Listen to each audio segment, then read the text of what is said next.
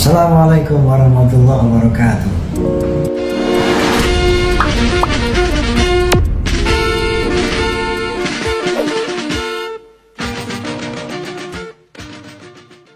Wahai para pemuda yang menekan syahwatnya karena taat kepadaku. Al-mubazzilu syababahu li. Wahai manusia yang mengorbankan masa mudanya dalam rangka bertakwa kepadaku, maka kedudukanmu di sisiku sama seperti para malaikatku. Nah, para pemuda, akan bagaimana nasib agama, bangsa dan negara di masa mendatang, itu sangat tergantung kepada pemuda-pemuda terutama. Qala Nabi sallallahu alaihi wasallam, muru awladakum bisalah wa hum abna'u sab'in wadribuhum 'alaiha wa hum abna'u 'ashr. Perintahkanlah anakmu salat ketika dia berusia 7 tahun. Wadribuhum 'alaiha wa hum abna'u 'ashr. Pukul anakmu kalau tidak sholat ketika dia berusia 10 tahun. Jadi bukan menganiaya. Pukul memberi peringatan. Jadi ada efek jerah supaya jerah. Gitu ya. Boleh dipukul anak ketika 10 tahun dia tidak mau sholat. Oke? Kenapa?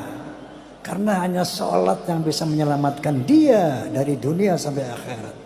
Innas sholata tanha 'anil fahsya'i wal munkar. Salat itulah yang bisa mencegah manusia dari kekejian dan kemungkaran. Kalau manusia terhindar dari perbuatan keji dan mungkar, maka dia akan selamat dari dunia sampai akhirat. Makanya kata Nabi, muru auladakum bisalah wa hum abna'us sab'in wadribuhum 'alaiha wa hum abna'u 'ashr. Jadi perintahkan anak kita salat usia 7 tahun. Kalau ada ke masjid, ajak ke masjid, berjamaah, ajak jamaah, ya. Dan pukul dia, quote and quote, ya. Bukan menyiksa, pukul dia saat dia tidak mau sholat pada usianya 10 tahun. Untuk perbuatan yang lebih besar, itu yang kecil insya Allah dimaafkan Allah. Karena sholat lebih fundamental daripada puasa. Jadi puasa Anda tidak akan batal ketika memarahi anak karena tidak sholat. Lain kalau memarahi anak karena hal-hal yang lain selain sholat. Karena sholat jauh lebih tinggi, lebih fundamental daripada puasa itu sendiri. Kenapa? Nabi SAW bersabda, Inna awala ma yus'alul abdu yawmal qiyamati min amalihi sholatuhu. Sesungguhnya amal yang akan diperiksa pada hari kiamat yang pertama sholatnya.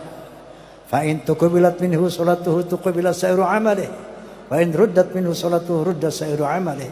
Atau kama qala Rasulullah sallallahu alaihi wasallam. Jadi amal yang pertama akan diperiksa nanti pada hari kiamat salatnya. Kalau dia salat diterima seluruh amal ibadahnya. Orang salat 5 waktu, puasa di bulan Ramadan sah puasanya. Pergi haji sah hajinya, bersedekah enggak usah juta-jutaan. 10.000, 1.000 yang diberikan pada fakir miskin sah sedekahnya, tercatat sebagai pahala. Tapi kalau dia tidak sholat, puasa enggak sah puasanya. Itu namanya diet. Kenapa? Karena banyak juga orang-orang yang di luar Islam sana tanya sama saya, Bang Haji, gue boleh nggak puasa? Boleh. Mau sehari, 2 hari, 3 hari nggak apa-apa, nggak makan.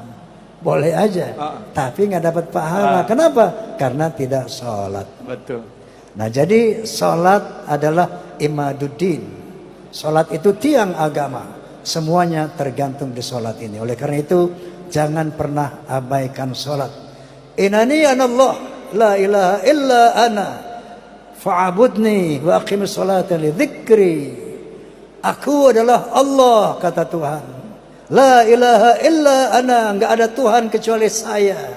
Fa'budni, maka sembahlah aku, wa aqimis sholata li dzikri, dan tegakkanlah salat untuk mengingatku. Kira-kira begitu ya. Dan Nabi yang paling mulia adalah Nabi kita Muhammad sallallahu alaihi wasallam.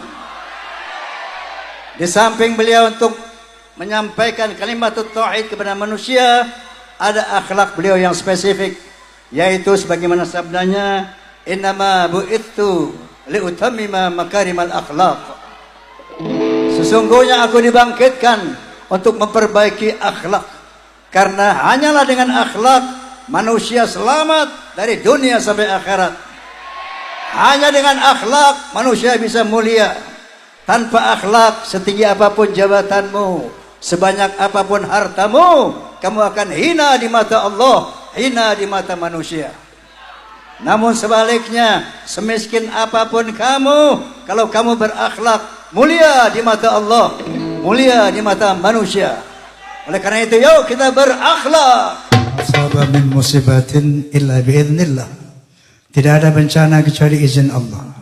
Buat orang yang beriman, ketika dia gugur, maka insya Allah mati syahid, dijamin surga oleh Allah Subhanahu wa taala. Bagi yang selamat akan diampuni segala dosa-dosanya sejauh dia beriman. Semoga yang diwafatkan Allah disyahidkan, yang menderita, yang terdampak diampuni dosa-dosanya. Habis gelap terbitlah terang.